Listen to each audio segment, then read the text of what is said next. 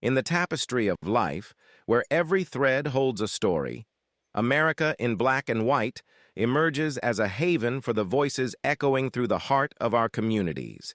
In this podcast, we wade through the rivers of our collective experiences, celebrating the vibrant hues of change brought forth by the whispers of hope and the roars of action. It's more than just a conversation.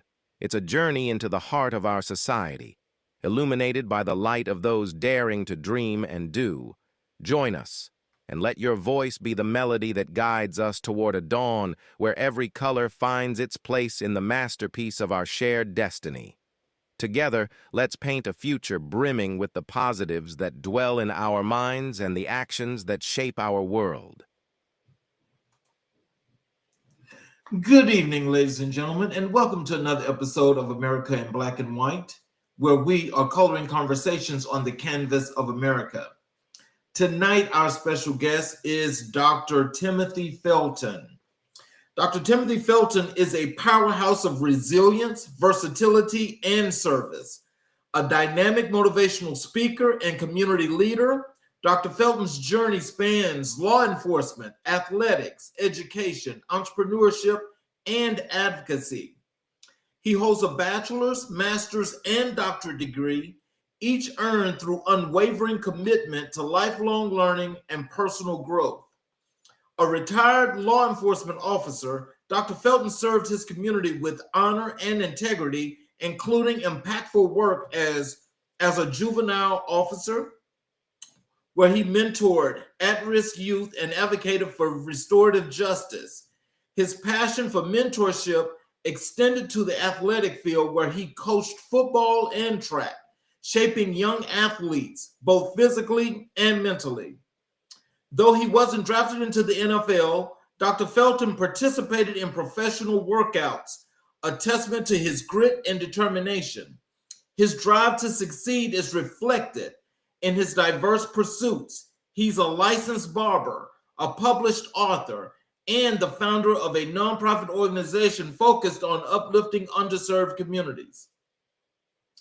In education, Dr. Felton has served as a case manager, academic advisor, and currently as a dean of students, roles through which he's empowered countless individuals to unlock their full potential. Dr. Felton credits Coach Perry, Virgil King, and his father as the most influential figures in his understanding of Black history and personal legacy. Their examples of strength, wisdom, and community impact continues to shape his mission to inspire, educate, and elevate. Ladies and gentlemen, Dr. Timothy Felton. Yes. Good evening. Yes, sir, I can hear you. How are you? Doing well. How are you? I'm great. It's good to have you on the show, sir. Thanks for having me. Is there anything you'd like to add to your bio before we get into the show?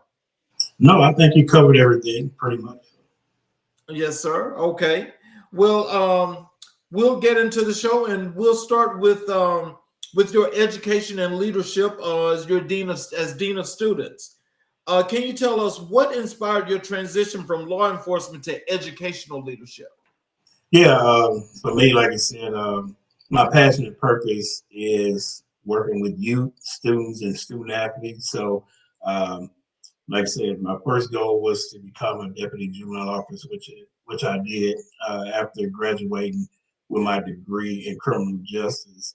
After that, pretty much the transition came with just kind of want to help students as well as student athletes at the higher educational level still, like I said, reach their success and their goals. So my transition pretty much started, from just my passion and purpose, basically. Then once I, became an academic advisor, saw some other opportunities back with K through 12. And so with those opportunities, actually, like I said, applied for the position and ended up getting, like I said, a dean of student position, which also, like I said, works with youth, just more like on a younger stage for us, elementary and middle school students.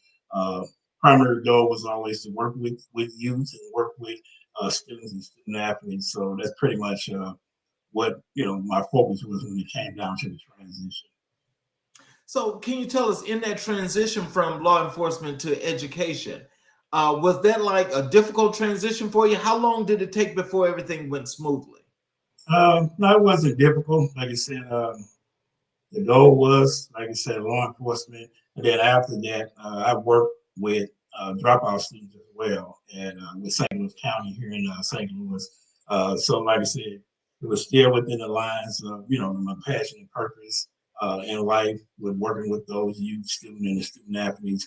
And then, like I said, ended up going back to school to get my master's degree in human services while I was working actually in a human service role as a case manager with those dropout GED students.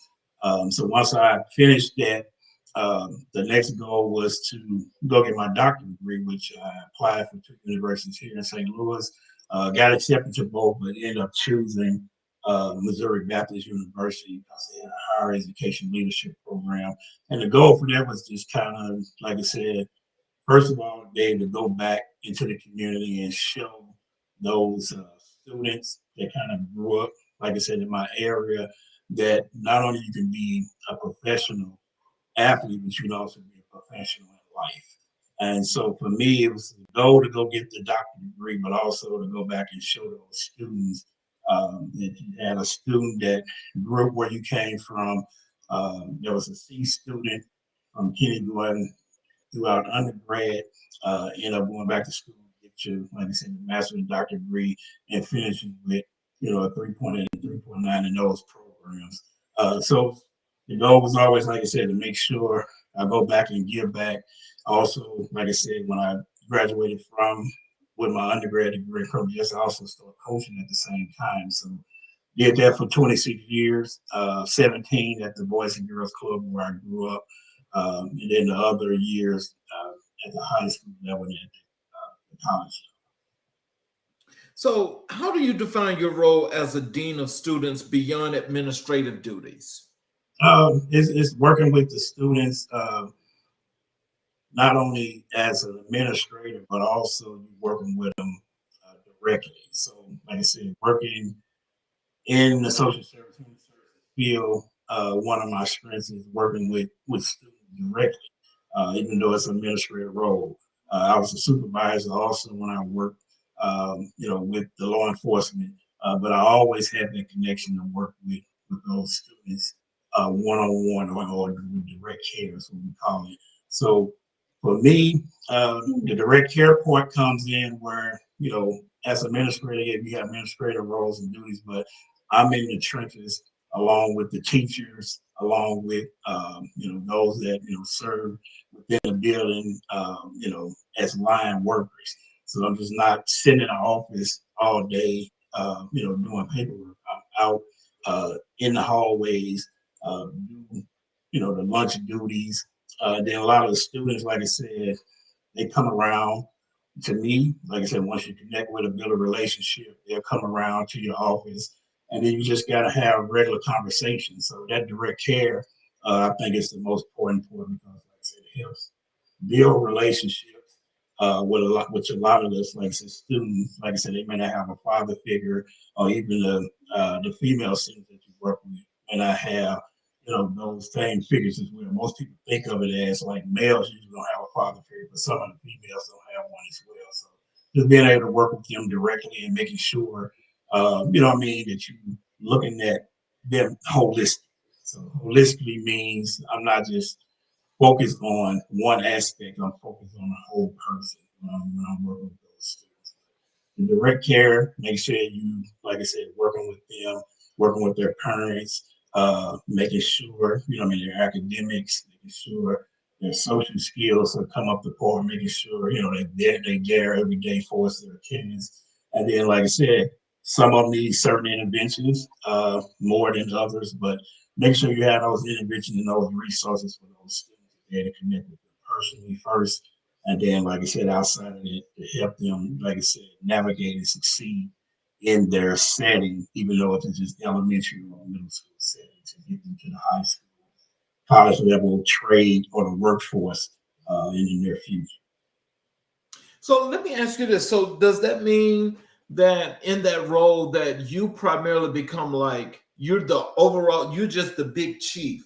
So are you like the mother, the father, the brother, the sister, the friend, the best friend, the aunt, all of that combined in one?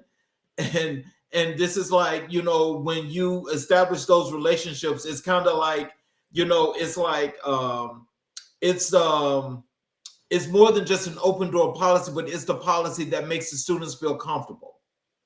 Absolutely. Like I said, and most of the students I work with, you want to have a safe space for students to come. Like I said, I'm not a licensed counselor or a social worker, but I've worked in settings, with those individuals. And even now, like I said, working with a wonderful counselor at the new school where I'm at. But those relationships with those, the counselors and the social workers, we all work hand in hand. Like I said, we have a multi-tier support system team that we have at the current school I was at. We had one at the previous school I was at as well. And what you do is you coming through and you working with three different tiers. So with that, tier one is more so 80 to 85% of your students that you'll be working with, which is, like I said, low level. You get to tier two, you're working with more, probably about 15% of those students are the more sophisticated, or like I said, students that may have different behavior issues, attendance issues, and things like that. So, and then tier three, when you get to that particular tier, you pretty much kind of set up what we call like a care team meeting where you didn't get all the documentation that you need, whether it's the student had, IEP, a 504 plan, if they have, different situations, like I said, outside of the school that they're dealing with, those teams can be formed and those students can get, extra resources and extra help. We have different resources, like I said, within the school, from tutoring to counseling to brief counseling, to different activities after school that we try to keep a lot of the students engaged, not only in school, but also outside of school. We have an entrepreneurship class that the students can sign up for. We have a social media platform that the students can sign up for. And what you're trying to do is trying to engage them in some of the fields that they may go into. We know now, like with YouTube and Instagram and a lot of social media platforms, a lot of the students, they want to be influencers. It was a study I saw last month where they interviewed 30 students and asked them what do they want to be in life, and all 30 of them said a social media influencer. And so those are some of the jobs, along with being a graphic artist, a lot of those jobs that don't really pertain a lot of the 4 year degree education or whatever. I think a lot of those jobs going to be significant. AI is another big, job market that a lot of students, like I said, I think is going to, focus on and get into. So yeah, just basically, like I said, serving as kind of like a guide for them. You know what I mean? Like I said, I won't say too much like the parent because they have their parents or guardians. But like I said, just another support system when they come to school for the students. Like I said, to have a safe space and be comfortable to be able to open up and communicate with staff member that, like I said, kind of understands either where they've been at whatever where they've been, or either, like I said, learn from them and understand the new dynamics that's going on in their lives. Mm. So, what are the biggest challenges students face today, and how do you address them? Yeah, I think one of the biggest things I know, one thing I had to do is kind of take out the equation how I was raised and take out the equation how education was when I was coming up. It's a little different. Like I said, years ago, they came up with the thing that's called "No Child Left Behind," where it means a child is just going to be passed on from grade to grade to grade, no matter if they obtain or get the information that they need to move to the next grade. When I was growing up, like I said, some kids were held back maybe a year if they wasn't ready. So I think one of the challenges is that a lot of students are being moved forward and they don't really have those skills, academic skills to move forward. They haven't learned the skills to move to the next grade, but just passing on. Good example, like I said, when you growing up, you had reading, writing, and arithmetic. And those three things, if you get that foundation, each grade you just kind of added on to that foundation. I don't think that's happening. A lot of curriculums that I've seen, like I said, in the K through 12 district where I'm at, that information, even for me, like I said, with a doctorate degree, I would have to go back and really be retaught that information because a lot of the information I think is above, where a lot of our students are at. So I think one of the challenges is kind of getting back to the basics. And like I said, you have to really start um, in kindergarten. We remember going to a training, and in the training, they talked about the most important years is K through 3. So from kindergarten to third grade, uh, pretty much students know if they're gonna go past that, if they're gonna go, like education, go to high school, go to college. So those first few years of your elementary school years are vitally important to learn those basics. So I think that's one of the points that I think a lot of the students issues that they may have are just not, like I said, in the information, being able to retain that information.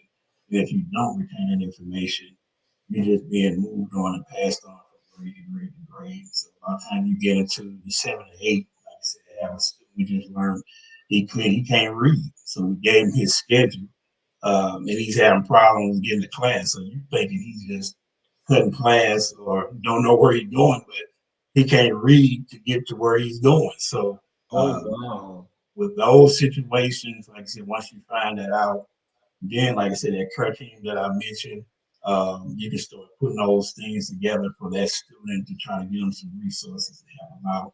I've given them probably 3 or 4 schedules because I'm just thinking he lost the schedule. So now his schedule has been changed, and then we was able to, like I said, escort him to each one of his classrooms to show him where he needs to be, throughout the day. But yeah, I think the number one thing is just, like I said, the No Child Left Behind, and kids being passed along from grade to grade without, you know, uh, retaining the information that they need to be successful in their grade. Well, so now you mentioned the difficulties of what looks like some new materials and stuff of that nature. So, is there really some credence to what they say is new math? I would think so. One of the school districts I work in, I looked at the math book. I just ended up seeing it on the desk, and I opened it up, and it was a fourth grade math book. But that particular math, I can remember having in high school, so like geometry, and I don't think it's a bad thing. Like I said, because some students, like I said, they can, understand the angles and different things like that or whatever. But this particular district I was in, a lot of those students, like I said, they wasn't functioning and operating on a level where they could actually learn that information. And so when I go through that book, I'm saying to myself, like, man, I really understand why a lot of these students, like I said, are not successful in a certain subject because a lot of this information is way above their learning, ability. And it's not to say that they have learning abilities, but like I mentioned earlier, I think it's more so that a lot of the students actually, like I said, hadn't retained a lot of that information just passed from grade to grade to grade. And like I said, you don't have that foundation to build off. Just add, subtract, and multiply, divide, and decimals. A lot of students today, they ask me what time it is, and I'll point up at a clock. And they only can tell time based off of their phone or digital instead of a regular clock. So those types of things that we learn, coming up during the time we went to school, penmanship is another one. Like I said, there's no penmanship. Teaching how to write in cursive. So a lot of those things, and then like I said, making sure that a lot of the students you try to be able to write an essay.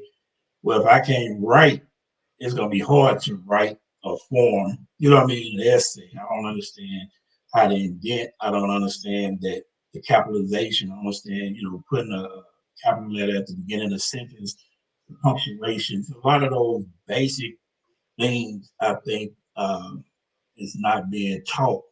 Like they were when we were coming up. During the time that we were in school. It's unfortunate, but like I said, I also think that the curriculums that they do have is great curriculums, but I think it'll be geared more toward those students that have retained that information that can move from grade to grade. So, can you tell us, as the dean of students, are any of those things in your under are they in your control where you can actually help to implement some changes with those to make things a little bit simplified or better for kids to understand, or is that one of those long processes that got to run all the way up? Yeah, it got to run all the way up because it's like the state sets the standards, and so a lot of times the standards is already set up. I mean, it was set when we were in school as well, but I just think we had a different foundation, of learning. So a lot of those it's state, level where you have certain tests. I don't even remember taking maybe two tests. You know what I mean? Like the CAT test we had here in Missouri, we had the I think it was called the BEST test when we got out the 8th grade. They take the MAP test now here in St. Louis, but it's a lot of other tests that they actually take. But I think all those tests are pretty much geared to see the benchmarks of where those students, will actually land. And so to me, it's more like it's a checkbox system instead of the learning system, based on what I've seen. Uh, it's not something, that I can help with implementing. But one thing I do is once you recognize those students that may not be, at the level where they are, you can try to help get them the resources that they need to try to help them out in those situations. Whether it's reading, whether it's tutoring, or whatever something that you may need. A lot of great teachers are out here, teaching. And like I said, it really comes down to those students, along with their parents, like I said, buying into the system, the curriculum, and then, like I said, it's a whole team effort when it comes down to it, to try to get those students prepared for the next level of grades. So, how do you foster a culture of accountability and empowerment in your school? Yeah. For me, like I said, I'm in predominantly black school districts, and the two or three that I've worked in, they were the same. But like I said, you still had, a diverse group, depending on what school that you have, because some of them you have some sort of like magnet schools and different things like that. So you may have Bosnian, Vietnamese, you may have Africans, So you may have a diverse population in some of the schools, but majority of them is, probably 98%, African Americans in the school. So, but the culture setting pretty much is set like within the school based on that principal, assistant principals that are at their school. So it just depending on what their focus is, like I said, for their particular school. Um, I can remember thinking back, like the district that I came out of, is one particular school in that district that's in like the top 5 every year in the nation, right, in academics. So I'm thinking in my mind, why are not the other schools in that same district at the same standard? If the one school can do it, but it is, like I said, a magnet school, it is being recruited. So it's kind of like on a private school level, but I think if every school district, every principal, if you had the same uh, format and unity set up in the school, and like I said, the same teachers in the school, I think you could do a better job with helping the whole district instead of having one or two, schools, that actually are prospering and succeeding in academics, but The culture, like I said, is pretty much set. A lot of schools have tradition. Like the high school I graduated from, like I said, we had Arthur Ashe, Tina Turner, Dick Gregory, some of the Tuskegee Airmen. You know what I mean? So we had that culture, we had that tradition. Like I said, two of the guys that I mentioned, like I said, our principal, Burger King, and like I said, my football coach, Richard Perry, they were instrumental, like I said, not only at school, my dad at home, but them at school, they set the foundation. Every morning, the principal would get on the intercom and he tell us it's a proud tradition of excellence since 1875 when the school was born. We had a Hall of Fame wall. So when we walked through the halls going to lunch, we saw those, like I said, professional people that had made it. Not only off the Ashe, Tina Turner, and Dick Gregory, those, prestigious type stars, but we saw local senators, governors, teachers, and a lot of the teachers, like Mr. Perry, like I said, you graduated from the school, you go to college, get your education degree, and a lot of them were coming back to the school and what I'll call career teachers. So you invested not only as a student, you went here, you come back and teaching here, and they did that for like 30 years. So that's another difference when we talk about culture as well. A lot of the teachers, like I said, you made, which is a difficult job, and I'll call any teacher that's out there teaching. But at the end of the day, like I said, you have to be committed to the students. You have to buy into, the district where you live. And then, like I said, the culture is basically set, by that district and also those building principles.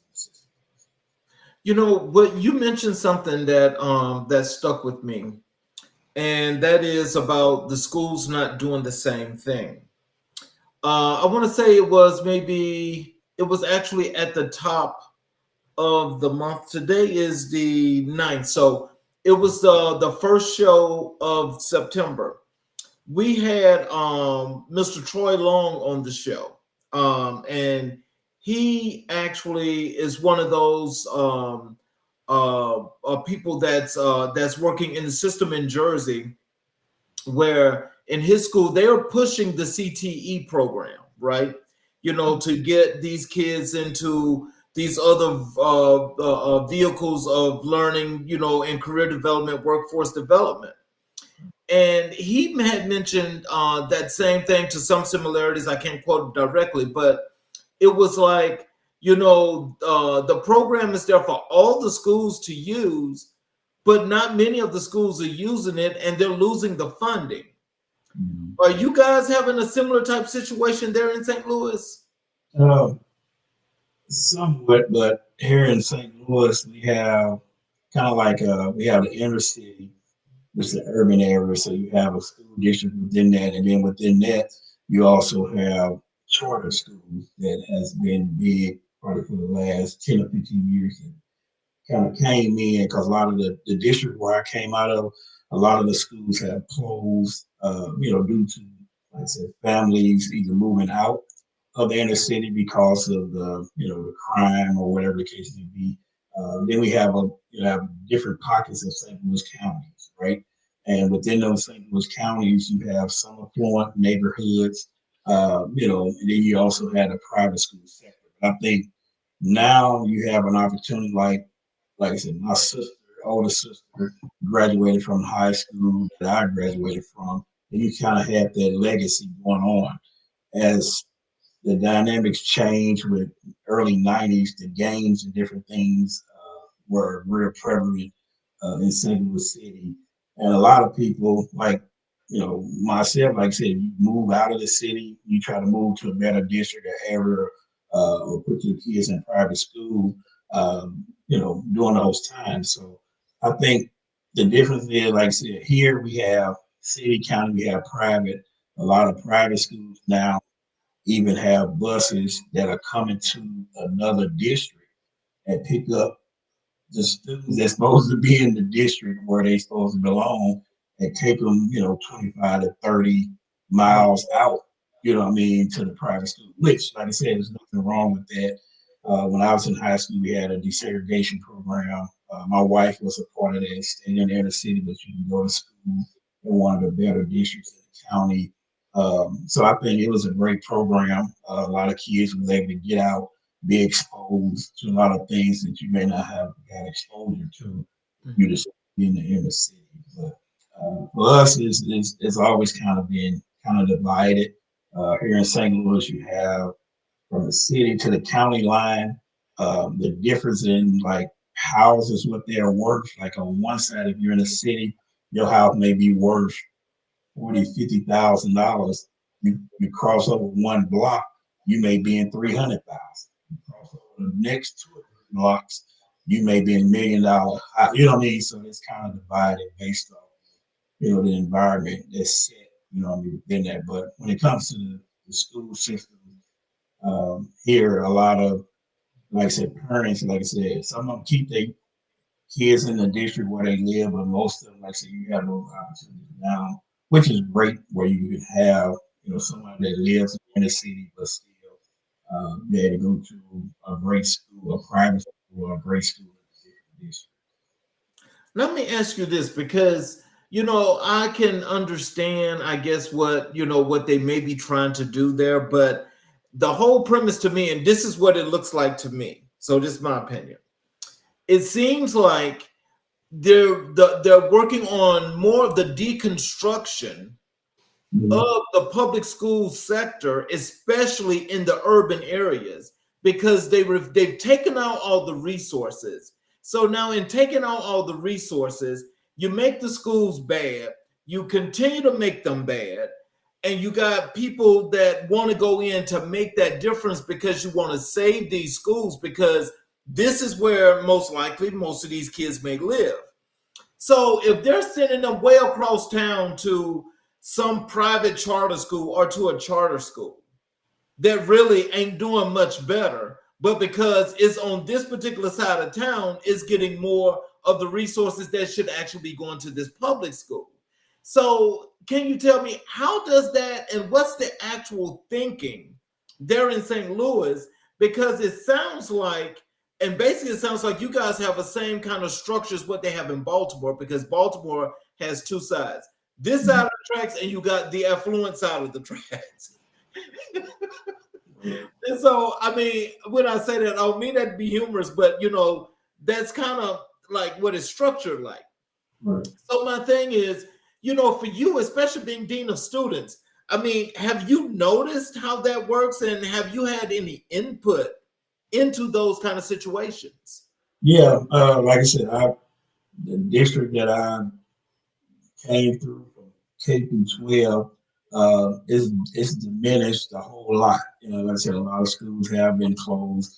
We had several superintendents to come in, and I think some of them, like I said, it's not a goal to much change the system. I think some of them come in because, like I said, they pay well. You make 225, 250,000 to be a superintendent to come in. You know what I mean? It's impressive. You know what I mean on your resume, but the whole dynamics of the district, you know what I mean, it's not really receiving those resources they truly need. And then, like I said, you go outside of St. Louis City, and like I said, you see some of the other districts. What are they doing? That's a great school. Like I said, one of the schools I mentioned earlier that ranks in the top 5 every year nationally when they do the school rankings is in the district that I grew up in. You know what I mean? But that's why I was saying that the model that's set for that one school should be the model set for all of them. You know what I'm saying? But at the end of the day, like I said, I don't. A lot of that is still state. You know what I mean? Like I can go into a school and whatever school I go into, I'm on a leadership team and I can have impact with that particular school. That I'm at. You can go to the board meetings. I think it's real good in every district where you have the parents and community that can come out, and that can be probably the starting point for most of the districts because a lot of stuff actually get done because especially those families and parents that live in that community. they paying the taxes in their community. So Oh my they God. should be the ones, making, like I said, That's deciding, benefiting. yeah, this should be benefiting. But I think that's one of the districts, like I said, that I worked at. They had a great, and the one I work in now has great community resources, right? And like I said, the board, they invite you out. Um, Great board members, that works on a lot of the boards. Some of the boards have uh, former students that are now working, like I said, on the board. They have other jobs, but a lot of the districts, the one I'm at now and the one I came from, also had input from students. So you have a student actually on the board, and that student is able to come to those meetings because they're living the lived experience within the school. They know the culture of the school, so they can come to a meeting and say, I'll give you an example. One of the uh, students that was on the board, that's a 12th grade now in the district I'm in, come to the meeting and they say, hey, last year or 2 years ago, our, our food is horrible. Speak to the superintendent because you're at the board. Now the superintendent comes in and say, hey, we're gonna, do some bids for some new food service. And now the food is excellent. You know what I mean? But if you don't have that advocate as that student that's they're eating the food every day to come to the board, meaning that you have them on the board, you don't have their voice. So I think those are important things when it comes to the change within the school districts. You have to have community input. You need those students with voices to also be on the board and be able to speak to some of the things, to those people. Because a lot of times you're in a higher position and your focus is just that higher position. For me, like I said, I don't only focus on administration. I'm on the line working just like I'm a teacher, just like I'm a safety officer, just like I'm a counselor or anything else. I'm on that line. Go a step beyond that, just me personally, because I was a former student athlete. Any student in the building, but they don't have to be a student athlete, but I just kind of, they draw to me. They come to school, they have a jersey on. I'm asking them, when your next game, I'm trying to find a schedule. So it goes beyond that scope where I'm outside of not only, working with you in the school, but I'm also supporting. Whether you're in the band, whether you're on the debate team, So I think you need that type of input from a lot of the staff instead of just, like I said, going to work, getting your paycheck, and then you going home. When you go to work, make sure you have an impact, a safe space, making sure you building trust, building those relationships with those students. And then outside of that, also, you show support. Not that I go to every game or every activity event, but those that I work with, I try to make it, known that, hey, I'm here to support you. And a lot of times those students are shocked. I'm pretty sure somebody told them in their life, I'm gonna be there for you. And they weren't there for you. So when you show up, it helps them, like I said, in their development and they understand it's somebody that really cares about me outside of my parent or guardian or relative. So I think those things are important when it comes to any type of change within district. Well, I'll tell you like this: you are a hero. I'm gonna tell you that. But we definitely. I can tell you right now. I'm gonna go through with. I'm gonna move on to another segment here, but we're definitely gonna have to have you back because we're gonna have to get more in depth into that because what you're mentioning is some things that's happening all over the country in the worst kind of way that's actually affecting the kids that look like you and I in the worst way. Despite how they try to dress the pig up and put lipstick on it, it's still a pig. It's still a pig. And they can never make that right. Right. And see, I just think how they're doing with the resources, and how you say how people are paying these taxes. You paying your taxes for the school where you at, but they're saying your school ain't no good, and you got to send your child like a whole hour away. Mm-hmm. So they got to get up at 6 o'clock in the morning to get to school by 8. They get out of school at 5 and they get home at like 7 or 8 o'clock at night. That's ridiculous. That doesn't even make sense. And the reason why it doesn't make sense, especially where you are, is because you guys have one of the largest media markets in this country. I mean, one of the largest. Actually, I think it's third behind New York and California, but it may be behind Texas. I'm not sure. I know that it's up there. And you guys have more exposure than most states and people wish that they could get. And you're right there in the heart of what they call America, right in the Midwest. So it doesn't get any better than that. It doesn't get any sweeter than that. I mean, everything is at your leisure and it should be pleasurable, but they're making it horrible for some. Great. Let's transition over to your authorship and storytelling. What motivated you to write your first book? The first one was Undrafted, and it's basically a memoir of like my athletic journey, probably from like age 6 throughout, like I said, my athletic career. And like I said, the inspiration kind of came. I mean, I had talked with people before about, a book or whatever it could be. And then I had a friend, Tyrone Smith, one of my friends, he played for the San Francisco 49ers.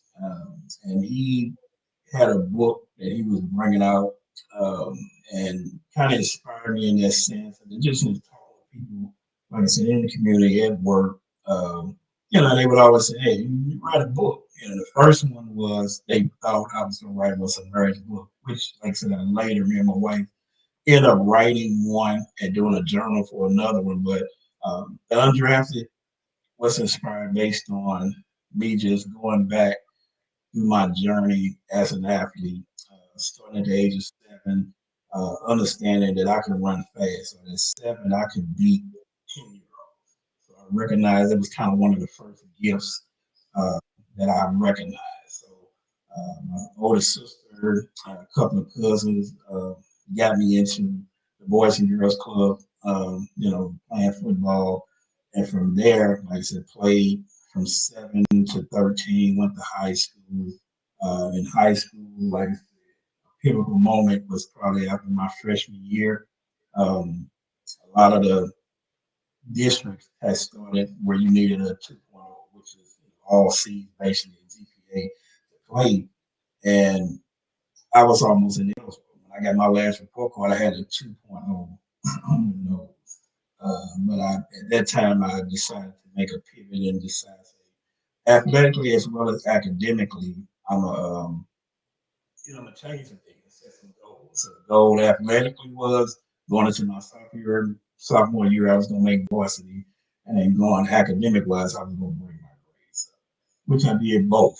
And even with the academic component, making sure that I got a high enough GPA where my counselor, Ms. Lewis, she wanted to put me in college prep, but I was kind of afraid because the college prep teachers at that time, it wasn't not that I was trying to get over, but it was serious in college prep. But looking back, which I wish I'd have went through that component of it and learned everything I needed.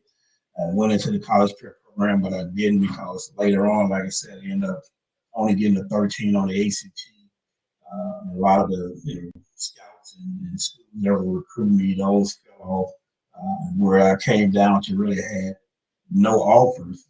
I signed up to go to the military, to the Marines, and late in my senior year, college and university was starting a new football team here in the St. Louis area, and they called our coach. And, he gave some players' names. I recruited some more players, and I went up there and, we played football. But that book was pretty much, went through that part, went to college, had a pretty good college career. Like I said, worked out personal workouts for Indianapolis Colts and the Cleveland Browns, but didn't get drafted, but still knew that, my identity wasn't just as a football player, that I played football and that I could be a professional without being a professional athlete. So I knew that early on. It wasn't a goal to make it to the NFL. It's just because of your career, you had some notice, you was able to, have those workouts. didn't get drafted.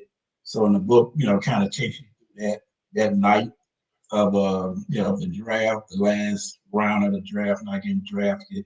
Uh, so that book is kind of a memoir that walks you through, my athletic career and some of the challenges that I went through, my purpose.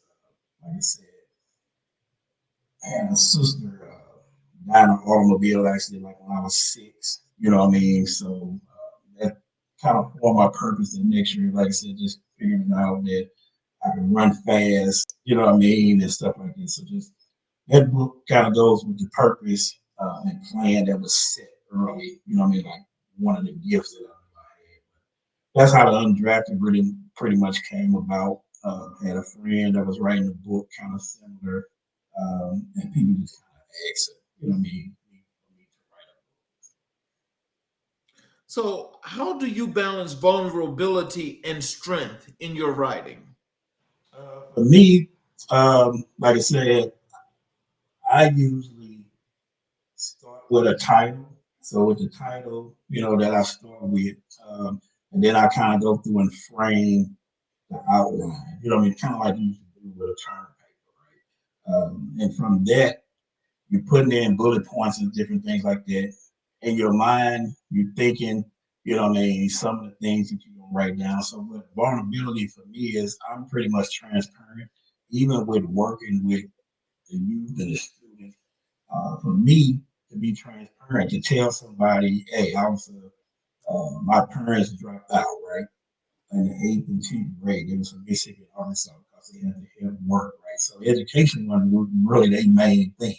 So by the time, like I said, I got to the 9th grade, I already superseded my dad in education. I got to the 11th grade, I superseded my mom. You know what I mean? So just being vulnerable and transparent, just letting them know your journey, your story. And for me, it's about helping those along the way that may go down that path. Some of them may not. Some people, like I said, when I tell people I got a 13 on ACT, I mean, they just be they still laugh to this day. I have a granddaughter just took ACT at the end of her freshman year, and she got a 20 just on the first time. You know what I mean? So I'm like, I took that in the 12th grade. You know what I'm saying? They got a 13 on there, but like I said, still went on in life, did some successful things, to become a doctor and all that type of stuff. So my vulnerability in writing, I'm real transparent. So a lot of times it's not like a tell-all book that I'm doing, but I put a lot of information in the stories that I think is would be helpful to those that take that path. You know what I mean? For that particular book. So, what's the hardest truth you had to share in your book? Um, well, starting off, I think the hardest truth. Because, like I said, I'm pretty transparent, and they're not really hard because what I'm thinking of is helping someone else. But I guess the hardest truth, but it wouldn't be a hardest truth. I guess it would be more so. So the incident in the undrafted where I take them through, our family, traveling to Mississippi. It's a rainy night. You know what I mean? Thunder and lightning. Me and my sisters in the back seat, fall asleep. Then I wake up based on thunder, right? Waking up crying. And at that time, the old school called it had bucket seats. So I'm crying to come up front with my mom and dad to sit up there. And my mom initially like, no, instead of crying, she let me come up there. And then we was hit by an RV, right? So we hit in the back by RV. One of my sisters passed away, from that particular accident. So that story there was probably not vulnerable, but hard because you just kind of reliving that situation. Another one that I put in the undrafted in the later chapters, I had a niece that went to a summer camp and drowned. And so just kind of, reliving that situation when you get the call, when you get up there, seeing my niece laying on, the table, she's gone. You know what I mean? So I think those types of stories are the hardest one, but not, you know what I mean? Yeah, I think those are like the hardest two that I can think So, what's next for you as an author? of. Like I said, right now, since 2016, I've written 15 books, um, three with my wife. So we have one, The Marriage Game Plan. Me and my wife, we've been married for 31 years. Uh, and we have another one called Date Your Mate. Is a journal because we still date, you know what I mean, even after 31 years. One person even told me, my wife, we were professional daters, you know what I mean, because our kids are grown and gone. We have grandkids and different things like that, but it's just me and her. And then another one was is there a doctor in the household? Not only myself, I'm a doctor. My wife also is a doctor, hers in like healthcare administration. And so we wrote one that's called "Is There a Doctor in the House?" to kind of show the differences for kids as a children's book. It kind of shows different types of doctors that you can be.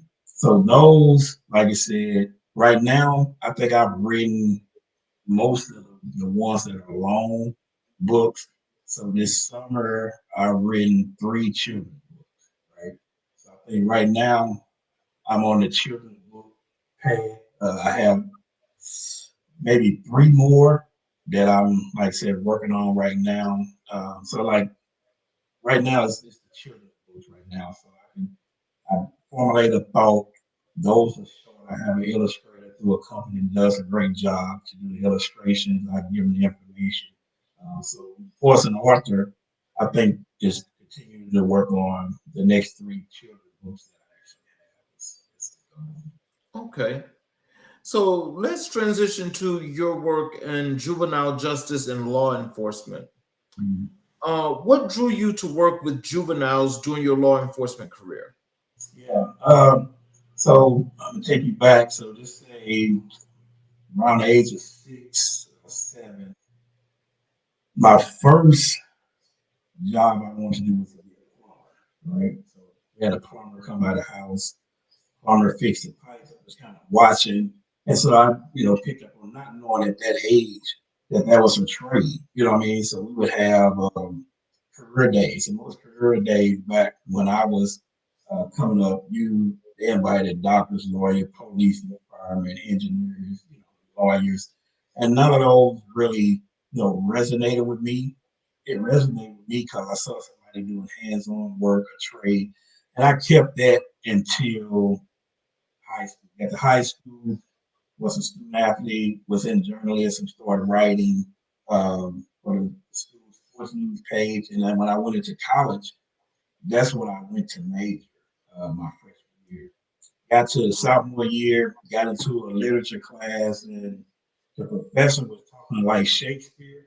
And then I had like 5 or 6 more classes with this professor. And I said, "Yeah, I can't do that. I just want to be, a sports writer.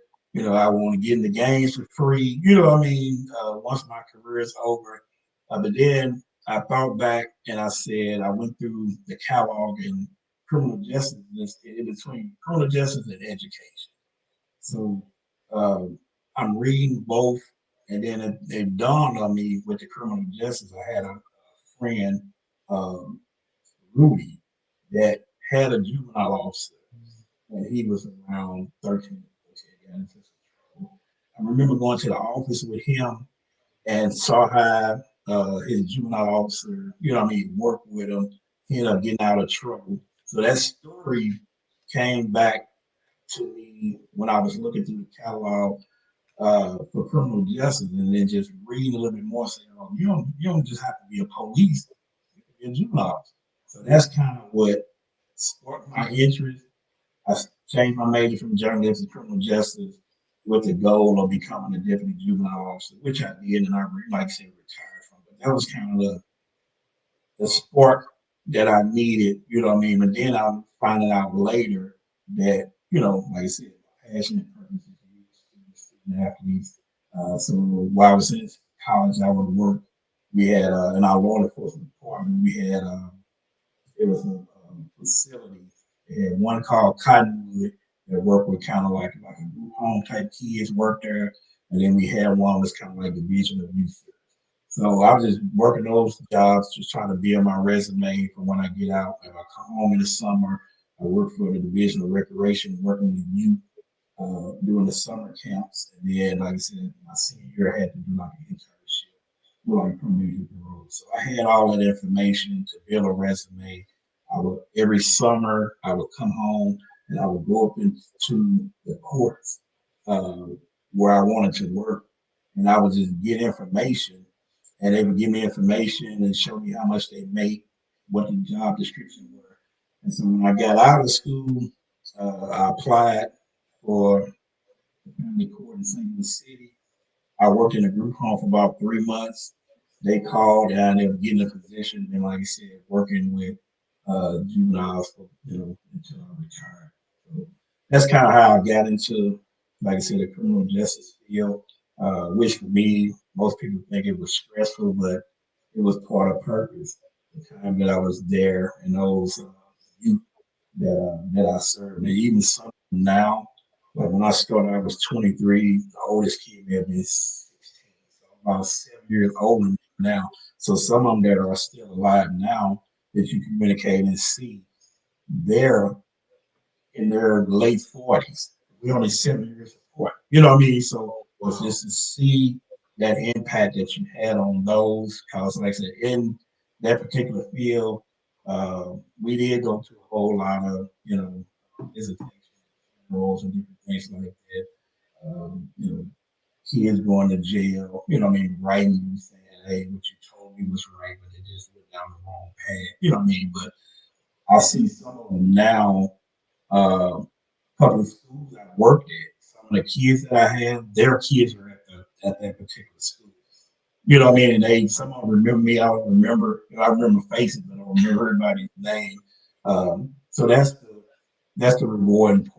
Some of them went with like I said, our daughters. When they were in high school, I would see them at like parent teacher conference. And be like, man, you had an impact. You know what I mean on some of the lives. You know what I mean that you worked with. But yeah, the criminal justice thing came back basically just thinking back of a juvenile officer helping my friend when he was 13 or 14. Um, kind of wanted to do the same thing for those juvenile offenders. I started So, how did you build trust with young people in the justice system? yeah, so me and one of my coworkers, Karen Coleman, so we wrote the book Black Boys Matter. So we worked there. So the trust basically was built. So we worked on units when I first got there. And it was kind of like a correctional officer for juveniles. I think my first 5 years I did that. Then I became a supervisor of the juvenile detention before moving to deputy juvenile officer position. So in there, like me and like I said, we both worked on Unit G. Unit G was the unit where the younger boys were held.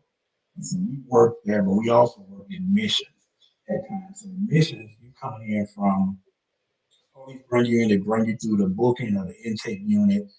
They come from there to admission. So that's our first line of contact with a lot of the students when you get to admission. So somebody coming in, I'm trying to make them feel comfortable, take them through the process, you know what I mean? Because, whether people think it or not, that, a lot of these kids that come through, they just not cold criminals. Some of them, like I said, being persuaded, to do things because they're friends. Some of them, like I said, may have to go out and steal or do whatever they need to be to try to help at home. So when they come in, my connection has always been the same. Build trust, try to build those relationships. And then when you get to the unit, it's just like being in a prison. So you there, you have maybe 20 young men that two staff is working with them. So for me and Mr. Coleman, we had different styles or whatever, and both of those styles were needed when we worked with those juveniles. Me, I have more of a humorous side of me, So a lot of the information that I give to them, if they give me something crazy, I got some hilarious and crazy to kind of counter them. But you still get the point. You know what I mean? At the end of the day, but the building a relationship, that's always been, number one. Even though they know they've been locked up or something, I look at every uh, offender that came through there is you you ain't been locked up. You know what I mean? It was, to me, it was kind of like you just in a place in a group home almost. You know what I mean? Even though, like I said, some charges were more serious than others, but for me, it's always been to build that relationship, to make sure you build trust, always being transparent with those students. A lot of times you break down a lot of those walls, and then just also being an active listener. So a lot of time, just listening to what they're saying. You know what I mean? Listening to their family dynamics outside of their record. You know what I mean? Really getting to know them and working with them, holistically. You know what I mean? Not only just as an offender, but like I said, we had school within there, so they got educated, while they were in there. So yeah, for me, it's always been to build a trust and be transparent. What systemic changes do you believe are needed in the juvenile justice? I think when I was there, we had so like the judges was the key when I was there. So I may have went through maybe 5 or 6 judges. 'Cause what they do is they rotate the judges from the adult system to the juvenile. So they rotate them in and out. And I can remember one judge that came through, Judge Edwards. He was, like I said, African American judge, graduated from the same district I was from. You know what I mean? So he had an understanding. He even started an alternative school within the district to try to help those juvenile offenders or those that get put out of traditional school, which the school is still, running to this day. But I think the judges is the key because he came in and he looked at every dynamic, right? So if it was disproportionate, because like I said, you may have had 95%,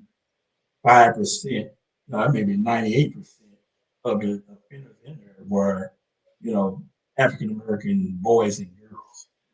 So he came in and looked at the disproportionate part of it, the systemic part of it, and he changed some of the system points of it, which came with points and different things like that, which I think it shook up, the system a little bit down there, but it was needed because how the stuff was set up, um, it wasn't totally fair to everybody. So he made it fair to everybody.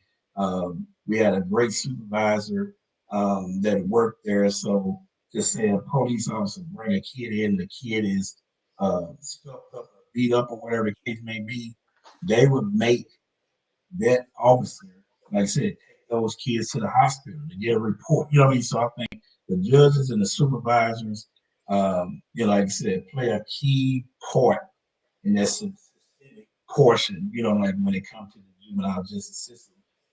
Once all that stuff was set up, the judge had diversion programs. He made sure a lot of those students, juvenile offenders, wasn't kept in the facility for long periods of time. So basically, you made it, kind of like more like a group home setting. Because once again, we had trainings that showed us that, um, just locking the kid up, locking them up, the percentages, it wasn't deterring them from being locked up. So you needed diversity programs, you needed different resources.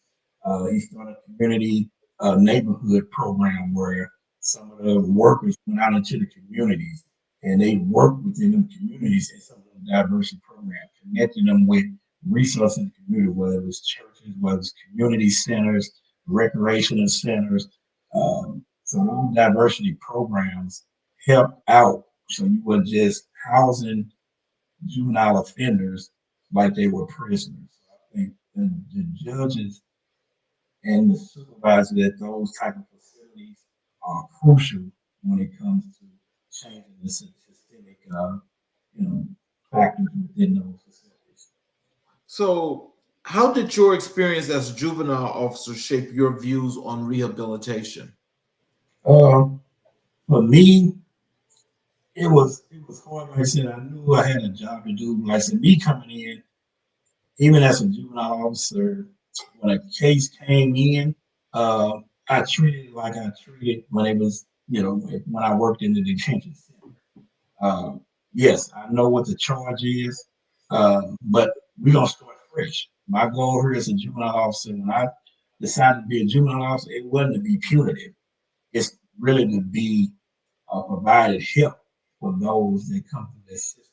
So for me, like I said, once again, you got to try to build relationships, dealing with your parents, making sure that they understand the dynamics of the court.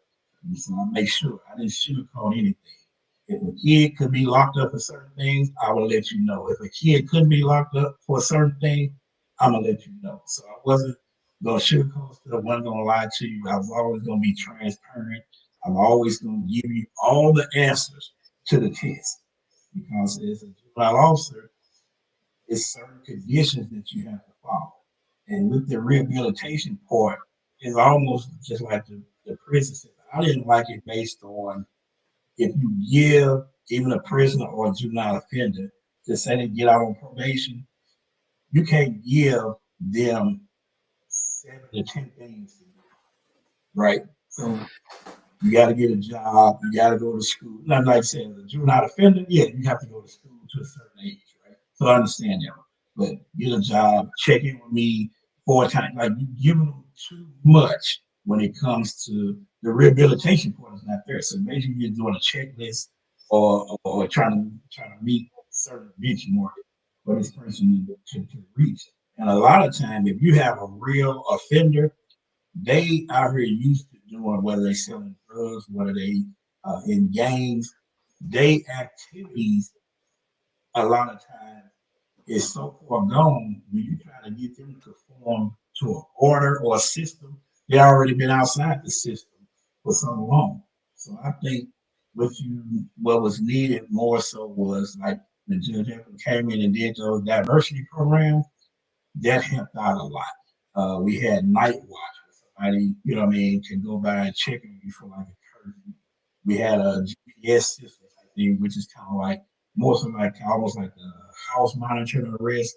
We had a phone system that we can call and make sure, what I mean, those type of programs, they was helping a lot more because when you got somebody doing 6 or 7 things that ain't used to doing 6 or 7 things, there's really no rehabilitation when it comes to that. I remember one story I can share with you that I remember a young man would always have a backpack, right? You come to see him.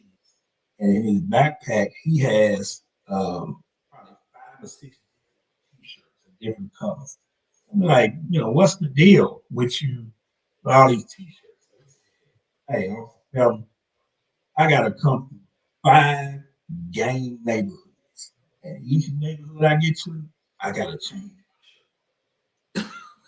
Wow, So I'm that's like, it's a lot. So I'm like, from that system part, I can change that because instead of you coming to see me, I can do a home visit, I can do a school visit, I can do a community visit. We can meet at McDonald's. You know what I mean? So I can let my supervisor change it because you have a kid that you really putting in danger trying to come see you in a system that's set up really not to really rehabilitate.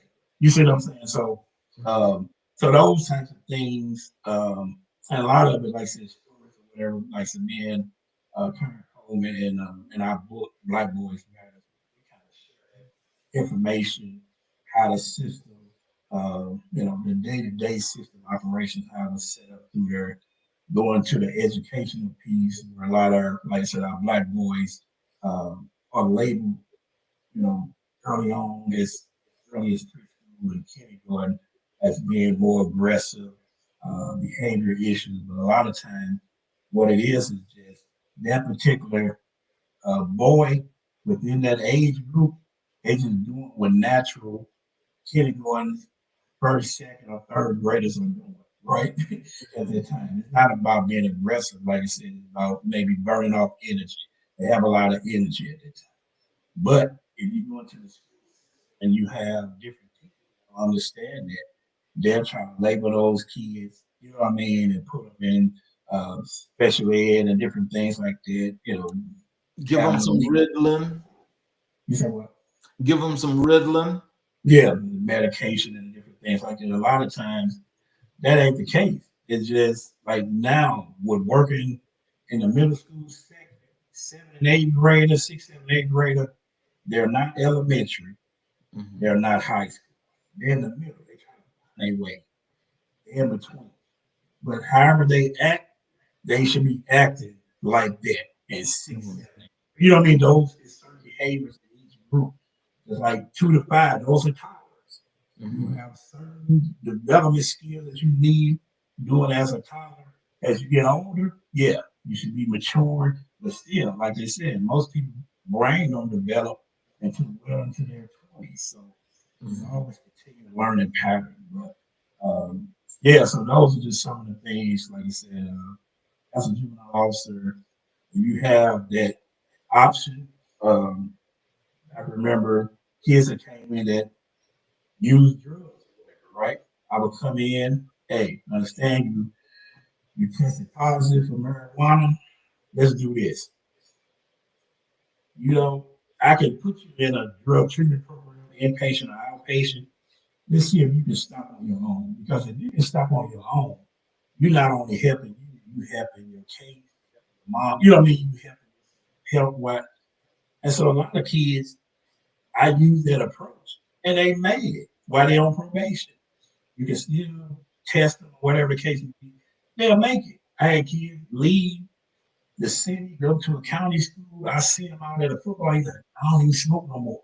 So it wasn't the program that you gonna try to send somebody to, which is really not rehabilitating, right?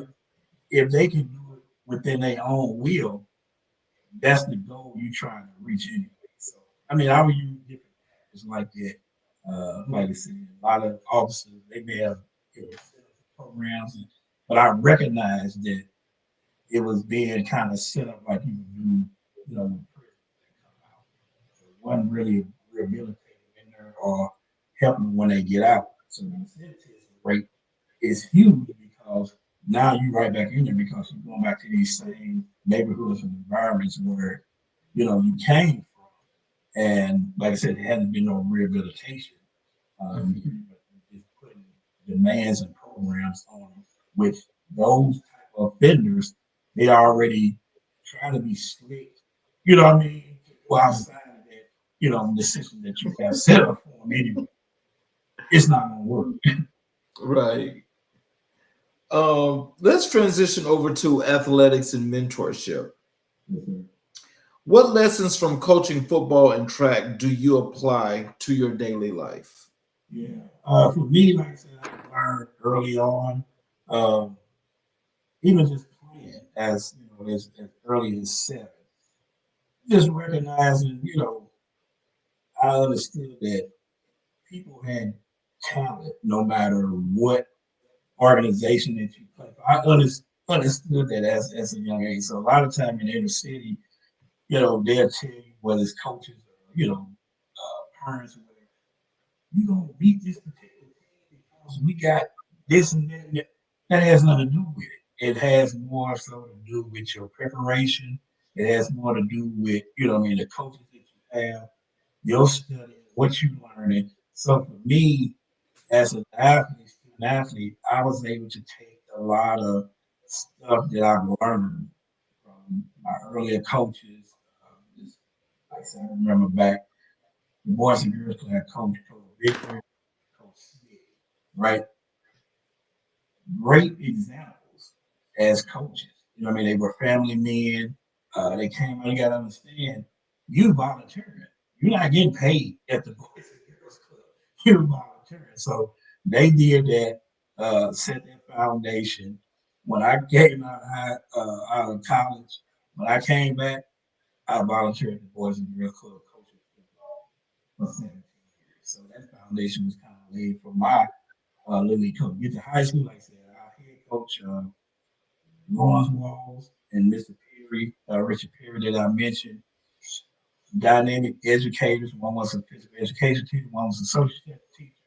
Like I said, married families. We was able to spend time when we went to the playoffs, spending nights over their houses before the game.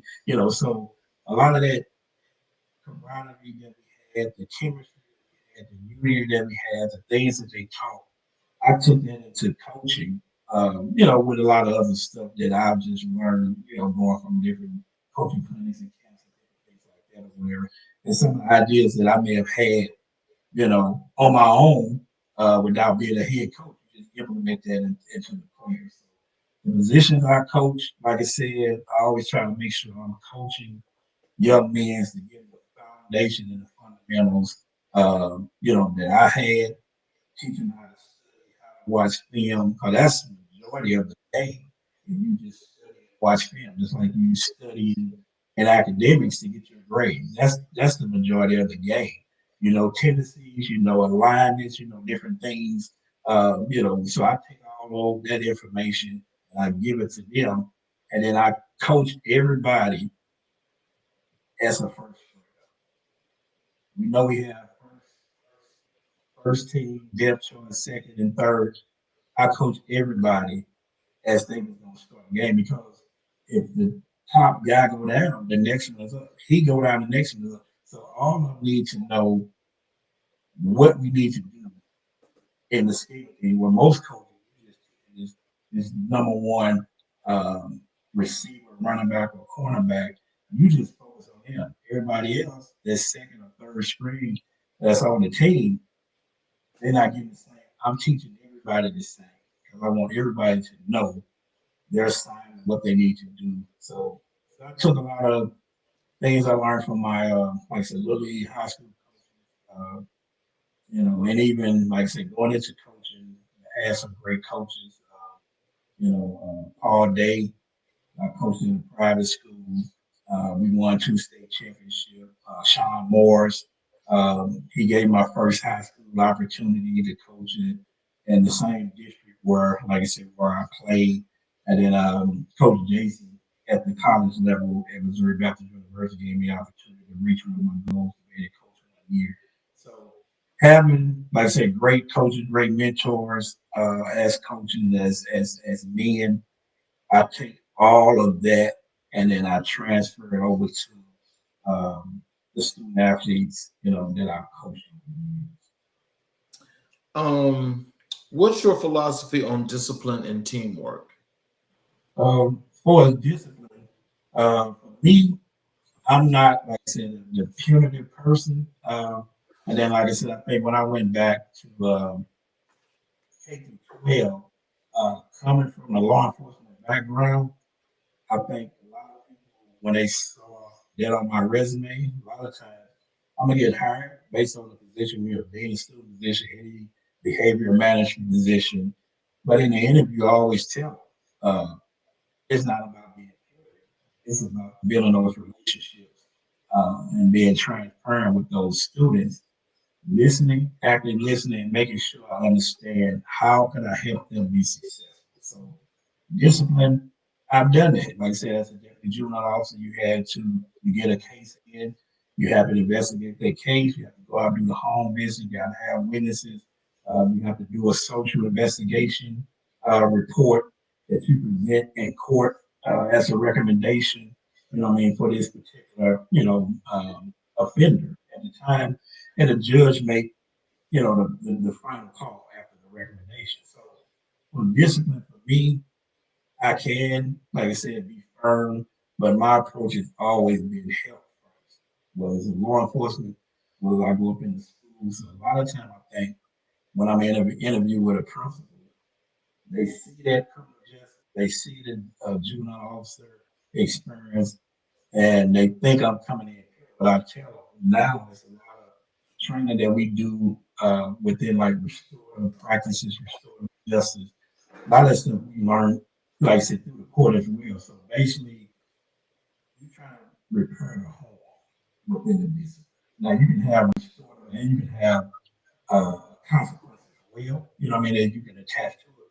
But most of the time, I've had success.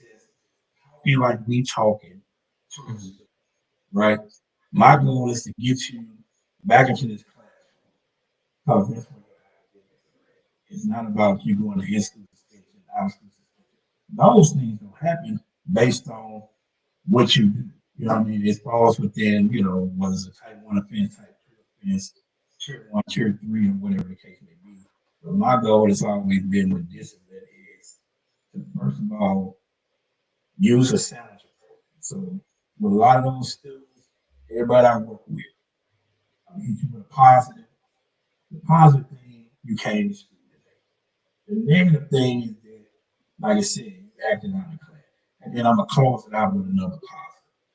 Hey, you got 2 A's. Let's go. Let's work in this class to get this C. So it's a challenge approach that I use, and I've used it for 3 decades, and that's pretty much worked when working with a lot of the students. Also giving praises, right? Everybody can come to the meeting, an administrative meeting with the kids that have behavior issues, and you can throw out all those. So they know when I come to the meeting, if we talking about a certain student, I'm gonna say, hey, he made it 4 periods a day.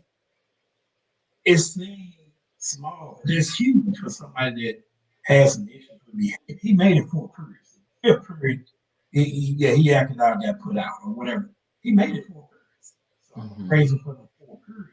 I know what's happening in that fifth. And sometimes it ain't even the kids' fault. Sometimes uh, kids are provoked by teachers, staff members, you know what I mean, to act out. You know what I mean? Like I know when I was a juvenile officer, when I would come into the school, the first thing a lot of teachers would do, they gonna get the talent and all this, they want them locked up. And man, that's not what I'm here for. I'm coming here to check on, see how he's doing with his academics, to see how we can, curb his behavior. You know what I mean? So the discipline part, that's pretty much been my approach. To working with this. So let's transition over to community engagement and legacy, which would include, when I was asking you about who's most influential people in your life in Black history. Um, can you tell us what does giving back look like in your daily life? Yeah. Like I said, I mentioned earlier, it started when I came out of college, where one of my friends, Kenneth Cooper, he played running back for us in high school.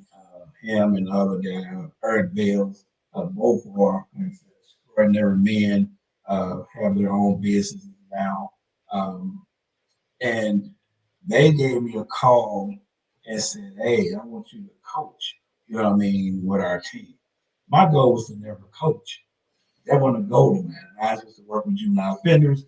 But for me, like I said, going back to the Boys and Girls Club where I played, they gave me that opportunity to coach. So it started there, just volunteering in sports, something that I love, something that's a passion for me. Um, Moving forward in that, we had Big Brother, Big Sisters here in the St. Louis metropolitan area. Um, I did that I think 2 or 3 years, and when you have like bigs and littles, so the person that's uh, the mentor is considered the big, and then the student or the child is the little. So my little to this day still keep in contact with him. That's another one. His son went to one of the middle schools where I worked as a data student, right? But he's successful now, job, married, kids, and everything like that. So that's another part. I work for Presbyterian Children's facility as a mentor. So I've done as a mentor. They created back in 2005 kind of my own organization, which I don't work in now, but it's called the Youth Exposure Sports Foundation. And that was a mentor program where for student athletes to just try to help them through the transition. And that kind of started with Coach Perry. I was mentioning earlier, with having me come in and speak with the student athletes and students that are in his class and come back on college breaks and stuff like that. So been doing that, giving back in that way, going into the schools, speaking at different conferences and different things like that or whatever. Currently, like I said, I get like you reached out through LinkedIn and connecting. One thing I do that I think is important that a lot of people should do when somebody reach out, I always respond, even if I don't agree to do it. I always respond, and if I have to respectfully decline or whatever, I do that or whatever. But a lot of times, those relationships, you just not understand how important those are, and also helping. You know what I mean? That particular podcast or everything. For me, I don't really care about the light being. You know what I mean? I don't care about none of that. You know what I mean? But if I got some information somebody want me to share that can be a help on light to people, that's what I do. So, like I said, I don't do mentoring too much more. Now I don't coach anymore. Retire from going forward. So basically, like I said, work, being a student, me and my wife travel, date. You know what I mean? We have our grandkids. Like I said, off and on to do different things with them, or whatever. But don't do a lot of mentoring. But like I said, community engagement component of it is still me. Like I said, going into the schools, speaking with kids on certain issues and different things. So a lot of my books, I think, draw people to, like I said, to me, and then from that, like I said, I even do, like I said, a podcast. So this is for me, I guess, would be like the giving back. You know what I mean? 'Cause like I said, you do a podcast. I ain't looking to get paid or anything like that. I've done um, stuff in, like I said, Washington D.C. and different places. Like, all that stuff is free of charge. You know what I mean? I always offer. Got people like, you got 15 book. I always offer any help, suggestions, free of charge. If somebody want to, write a book, because I tell people there's a book inside of everybody. There's a story inside everybody. So it's just a matter of, do you want to bring that out? I help with outline. Everything I do with that is free. Somebody said, you could be a consultant. I don't want to be no consultant. I work, job, you know what I mean? Like, and everything is, to me, is not about finance, about money. So I think that's with me, with helping people. I've helped people, I've been a dissertation chair member, and I just helped probably 5 or 6 people through their process of, their dissertation, helping them through that, helping probably another 6 or 7 people with books. So I think that would be, doing podcasts and different things. I think that would be more of my uh, community engagement now. And I just really didn't realize it until you asked the question, and I just started talking and thinking of some of the stuff that I do. Like I said, I don't do the mentoring, or the coaching, volunteering, like I used to. Yeah, I think that's the most important thing, just being able to connect with people. Love, like I said, you meet people. You know what I mean? I always respond. I don't care if it's a financial advisor trying to get you, you know what I mean? Yeah, I just tell, hey, I got investment, you know what I mean? I got, you know what I mean? But like I said, a lot of times it just, I know a lot of people don't reach out or or don't respond, you know what I mean? I make it my duty to respond to everybody that inbox me, you know what I mean, about any bid. And if I can help them, I'll help them. I've helped people, got on a call with a lot of people that have businesses and organizations, non-profits, and they like, you have any? I said, I have 5 people or 10 people that I can do a warm handoff. I can just give you the information. I'm gonna text them, email them, and say, hey, Mr. Felton, not to say that you're gonna get this from them or anything, but yeah, if I know people, like I said, I'll get that information to them. So then a lot of people they see, contacts, connections, and I know a lot of people, and just been, fortunate. Like superintendents, I know the general manager for the Jacksonville Jaguars. We coach together. You know what I mean? I have Kyron Williams, one of our former running backs, is the Rams starting. You know what I mean? So people see those types of things, but I have to tell some of them people like I know people, but I don't know people.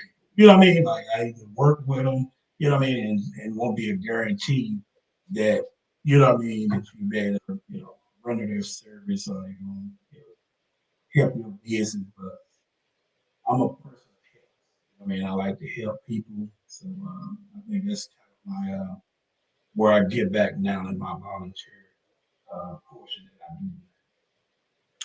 What does Black excellence mean to you?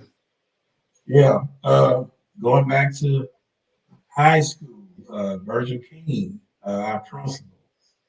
For me, it started there. Our high school, Sumner High School, Charles Sumner High School, was the first Black high school west of the Mississippi, right? So uh, just going there, watching my sister, first of all, she used to take me to a lot of football games. We had great football team from the 70s to probably the mid 90s.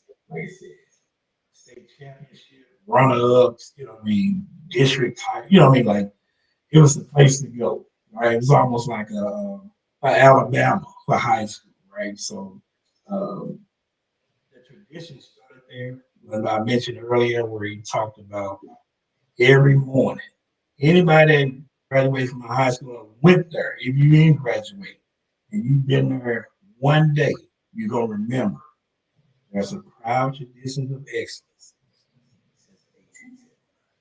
It's instilled in you.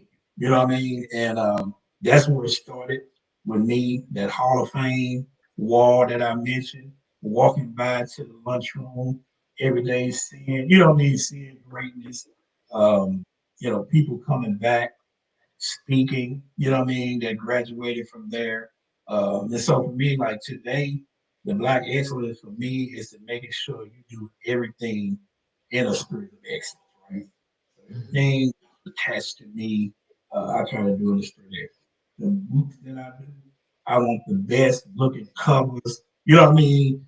If I have a conference, I want the conference to be, you know what I mean? Like everything stemmed back from just kind of learning at the high school, and then even um, one of our former pastors that passed away, Dr. Richard Murray, right? His thing was about excellence. Everything he did was about excellence. You know what I mean? Not only at the church, his own business. He had books, real estate. You know what I mean? Like everything he did, I saw. So Mhm.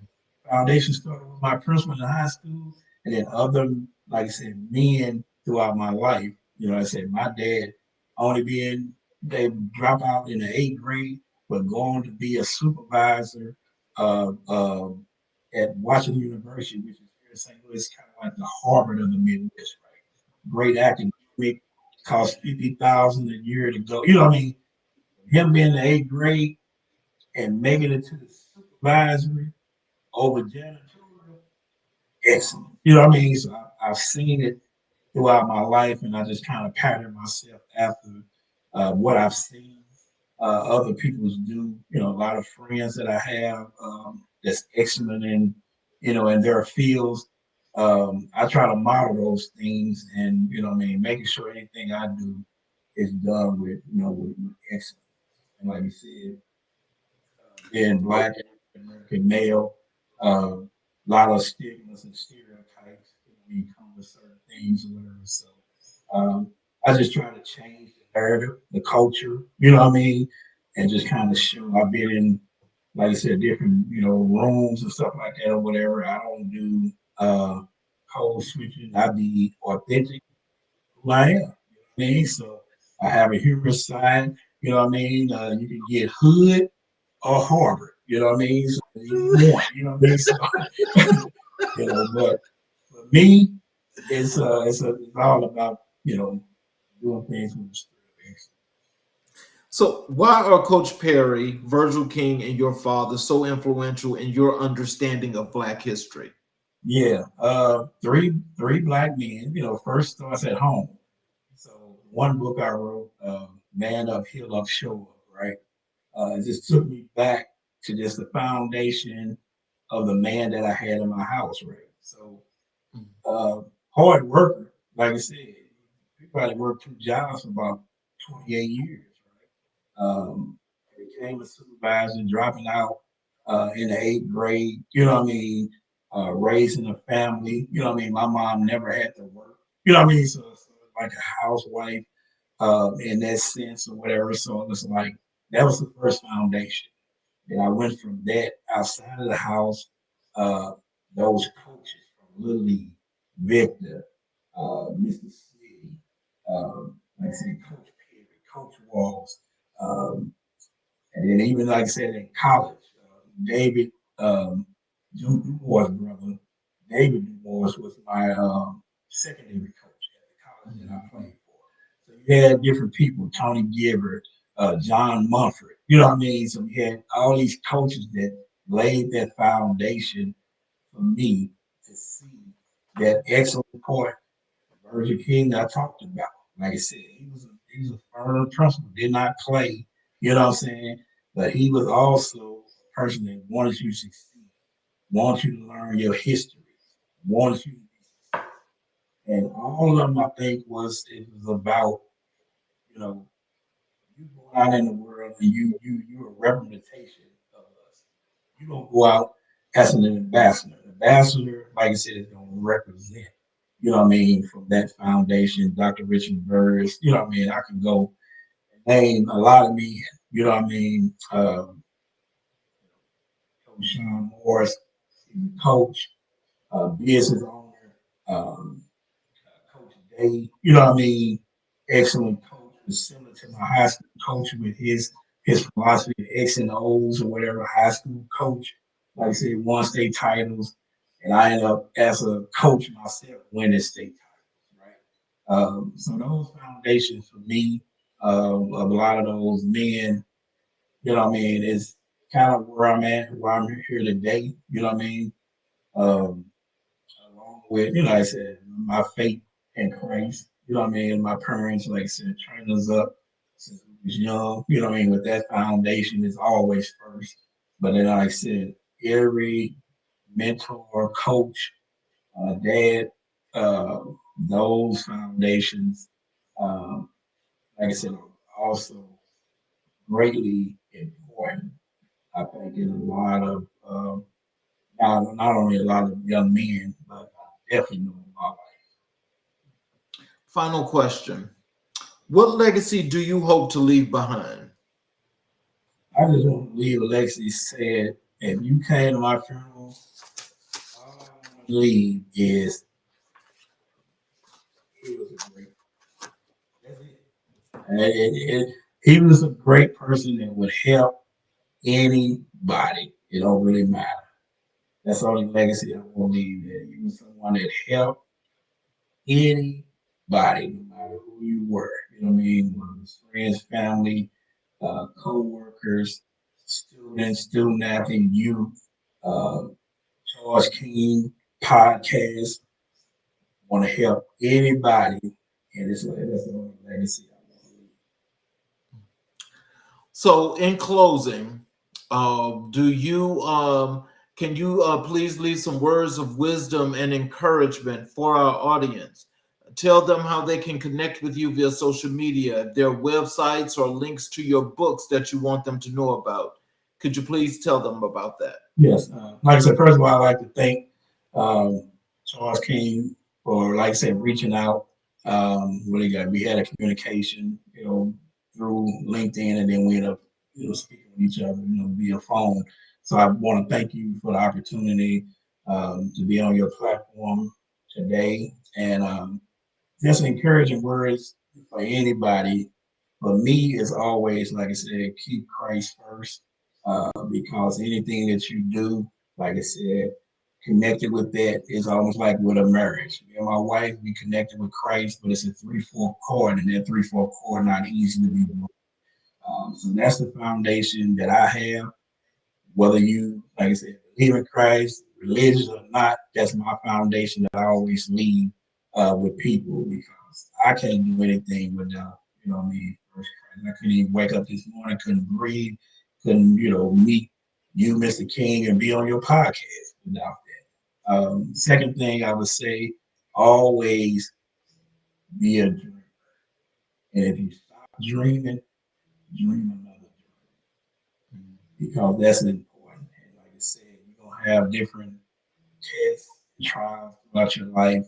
But like I said, making sure you stay focused on the goal at hand. Another thing I learned in life is that you have to see it from the end. So before I wrote any book, I saw it already being published before I even started the outline. So I started writing. Anything that you do before I started coaching wasn't a goal, but I saw being successful as a coach at the end, winning 11 Super Bowl, 2 state titles, going to be able to coach at the high school level because of the goal that I set. So always see it from the end, keep dreaming, and make sure always the last thing, help. Well, I want to thank you for being here on the show, and I hope that I'll be reached back out to you, because I definitely would love to have you back on the show, because there's some things that I didn't get a chance to get to, but I definitely love to have a more in-depth conversation there about what we were talking about, the school system. Yes, sir. I Definitely definitely do love to that. have you back. Yes, sir. And for those of you that were watching or are watching on the YouTube channel, I want to thank you all for watching. If you have not yet subscribed, I would ask if you would please subscribe to the channel, get all the notifications to where, once we go live, you'll be able to catch the shows live, but also you'll be able to go back and watch all of the previous recorded content that's as informative as you'll ever get. And you'll get to see all of that Black excellence that's there, that's giving out this knowledge to help us to build our communities the way they should be built. For those of you that are still watching, again, I want you to know that when just listening to what Dr. Felton had to say, Dr. Felton just gave us a masterclass on what it is to reach back into your community, to contribute, and to make it as best as possible. When you can go back to where it all started, and you can put your roots in the ground, your boots on the ground, and you get into that grind and you make it work, and you got young soldiers that are listening to you, that you're mentoring to help to make their lives better, that's where it starts. Because if you don't have that foundation, and if there is something that is missing, you need to find that one person that can more than just mentor, but to help to put you on the right course to make sure you get to that point and where you're trying to get to. These are the things that Dr. Felton's doing right now, especially going back into the school system. Going back into the school system where we need to see more people, more men, Black men that look just like him, that's actually indicating the difference today. These kids need to see people that look just like Dr. Felton to make their school experiences not just better, but life-changing. So for all of you that are watching and gotten some understanding here from this message, please, if you need to reach out and ask questions, you can either reach out to Dr. Felton. He gave you his contact information. You can reach out to the show here, because I'm definitely here as a resource, but we're here to do community building. And I want to thank you all for watching this show, because as we continue, American Black and White is only going to go forward. So get used to seeing us for some years going down the line, because we ain't going nowhere. And we're going to always be here to do that one thing, to amplify the voices of those that are making differences in all of these communities around this country. So I want to thank you all for watching. It was another great show, and we will see you guys again tomorrow night, same time, same channels, plural. And I hope you all will be here to watch as we are continuing to color conversations on America's canvas. Thank you again, Dr. Felton, and I'll definitely be reaching out to you because we definitely need to have you back on the show.